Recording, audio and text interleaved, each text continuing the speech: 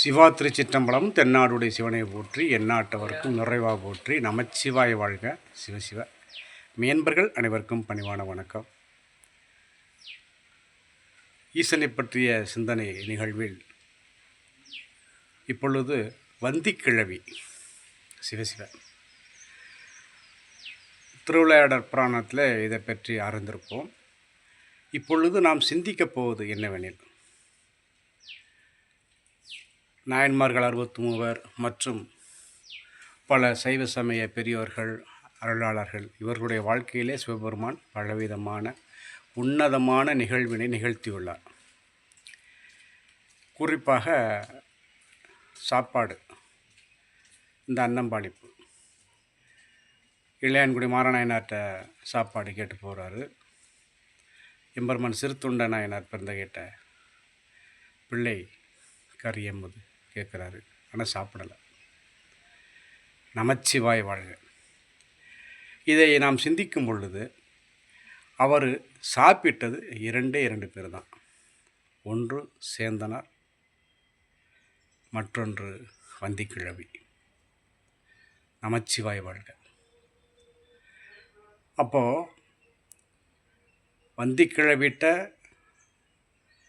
உடைந்த அந்த புட்டு, அந்த திருவிளையாடற் புராணத்தில் நாம் அறிந்திருப்போம். உடைந்த புட்டு கூலியாளாக வந்த சிவபெருமானுக்கு அந்த புட்டை தான் மட்டும்தான் சாப்பிட்றாரு. ஏன்? இதுதான் இன்றைய சிந்தனை. நமச்சிவாய. காரணம் என்னவெனில், அந்த தியாகேசன் சொக்கேசன்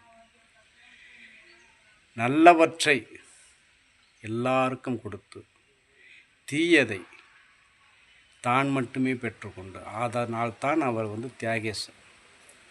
மிடற்று கழுத்திலே ஆளாள விடத்தினை வைத்திருக்கிறார். அதை வைத்திருப்பதற்கான இடம் வேறு இல்லை, அந்த கழுத்தில் தான். அதுவும் உள்ளே போனால் உலகத்திற்கே ஆபத்து.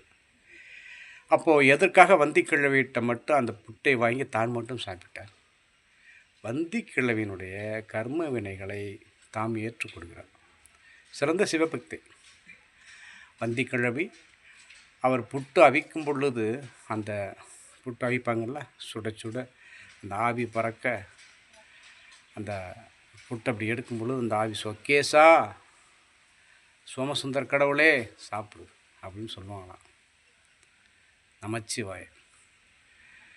அப்படிப்பட்ட அந்த வந்திக்கிழவியினுடைய கர்ம வினைகளை தாம் ஏற்றுக்கொண்டு கற்பவட்சமான தமது பாதகமனத்தில் இந்த வந்திக்கிழவியினை இளைப்பாற செய்கிறார். திருச்சிற்றம்பலம்.